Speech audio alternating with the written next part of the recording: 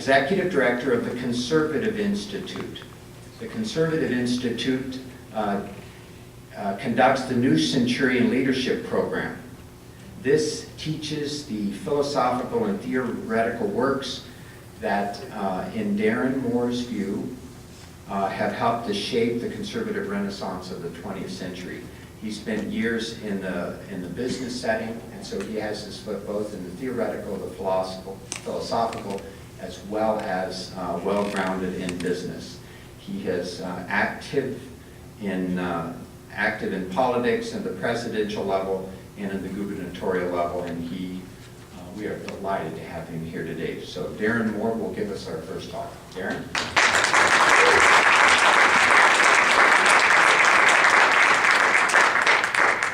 Well, thank you, Professor Witt, and that's a fine introduction. And thank you, Madam Chairwoman Prudy Adam, for inviting me here today. I'm really honored to be with you here today on such a snowy day. I just have to say, what an outstanding program you've all set up here today. One of my favorite quotes is, "To lead an untrained man into war is to throw them away." And so you guys really need to be commended for what you're doing to help train your volunteers, so that way we can become a really fruitful movement. I knew it was going to be good when she told me that Anthony Markwart with the Fix Michigan Center would be speaking after me. And I'm really looking forward to seeing our friend Dave Robertson speak afterwards as well. You're here. But thank you, Prudy, for inviting me to come and speak. When she called, she said she was looking for someone to come and speak that was an expert on the Constitution. I told her she had the wrong guy. But my friends know that I'm a voracious reader of books that deal with freedom, liberty, and our constitutional principles. And I brought some of the very best ones with me here today. The first one is this book called Reading the Right Books, A Guide for the Intelligent Conservative, written by Dr. Lee Edwards, who is one of the senior fellows at the Heritage Institute, one of their leading historians. And by the way, Lee set up the Victims of Communism Memorial that is in Washington, D.C., and he has also set up the online encyclopedia and a museum for the victims of communism. Now think about it. During the 20th century, over 100 million people were killed by communism. 100 million persons lost to an ideology. Anyhow, almost all of these books appear in Dr. Edwards' book of Right Books. And you should know that there's an entire layer of intellectual elites in the conservative movement that have read and know every one of these books. And so,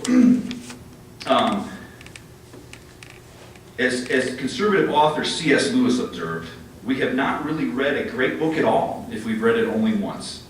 Lincoln said that the things I want to know are in books, and so he read, and so have I. And now you know why, one of the reasons why I have no social life anymore. Yeah, I read Socrates.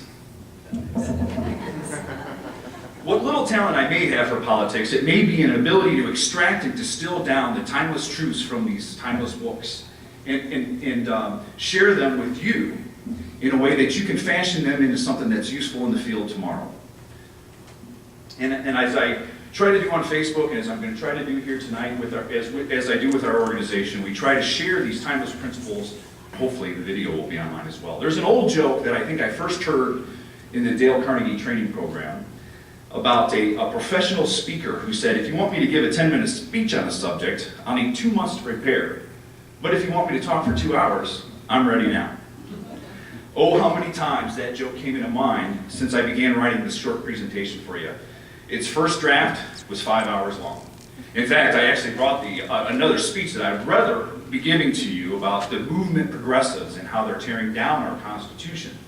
But when Prudy and I discussed what a value may be capable of sharing with you, it was about the philosophical heritage of the foundations and principles of our Constitution. I should point out that of the actual words in our articles, in our Constitution and in our amendments, I couldn't even fill a 10-minute speech, and there's a reason for that. Look how small it is. Everyone should have a copy of the Constitution. The main reason I was confident, however, that I could talk for this amount of time about constitutional principles and the heritage of the philosophies that are brought to fruition in the Constitution is because when Dr. Edwards was talking to the New Centurions this past fall, he shared with us this book, Matthew Spaulding's We Still Hold These Truths. and it is exactly the right book for our time.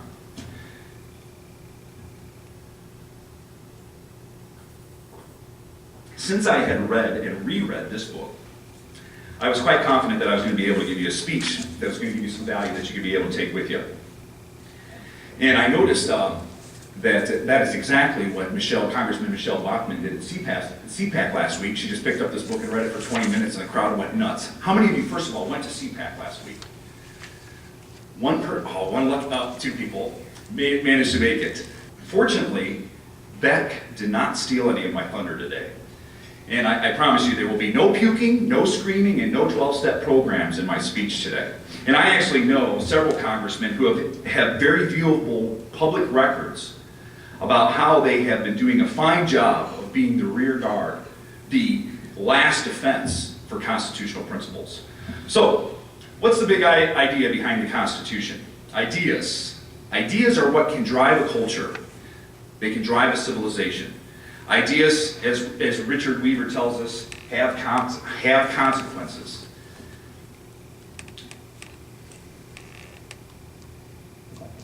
But if ideas are going to change the world, they're going to need a political movement behind them to take them on as their cause. So before I dive deeply into the ideas of our Constitution, let me swim just briefly in the stream of movement politics. What is a political movement? Whether it be a left-wing or a right-wing movement, a political movement is a complex combination of different groups which are full of different kinds of people doing different things. And no one person can make a political movement, no matter how strong their cult of personality is. What creates an enduring political movement are that movement's ideas, principles, and philosophies. In the end, it's all about the ideas, not the men who may have brought them to fruition. Even the mighty Ronald Reagan dies, and we are left with history and ideas and institutions. So in essence, a political movement is made up of different people who share a belief in the same ideas. And within that political movement are, as Leonard Read might put it, are the configuration of creative human energies, millions of tiny know-hows configurating naturally, spontaneously, in response to human necessity and desire, and in the absence of any human masterminding. When Reed gave us that line, he was actually describing the infinitely complex system of capitalism that goes into making something as simple as a pencil. How the loggers for the wood, and the miners for the graphite, and the people who produce the paint, and the little metal tip that holds on the eraser, and the eraser manufacturers, all voluntarily, without a human mastermind, come together to build a pencil. It's an incredibly complex system, and yet no one person alive could construct a pencil on their own. They couldn't construct a pencil on their own any more than they could create a tree. And that's exactly the same type of the different voluntary associations that come together in a political movement. Take a look at the family tree of the political movement. After all, we on the right are just one big family, right? There are think tanks, there are elected officials, writers, activists, there are publishers, broadcasters, screamers, there are salesmen, nonprofits, professional lobbyists, there are advertisers, and there are media personalities and campaign staffers. Money makes the world go round, and so behind it all are the donors. There are tea parties, there are capital P parties, and there are small p party throwers. It really is actually more like a family than a tree, isn't it? Because there's always fighting going on within the family, right? Perhaps Reagan could have finished his memorable line more precisely by saying, "When a man agrees with me 80% of the time, he is not my enemy. He's family." So, are you guys with me on this here? All right.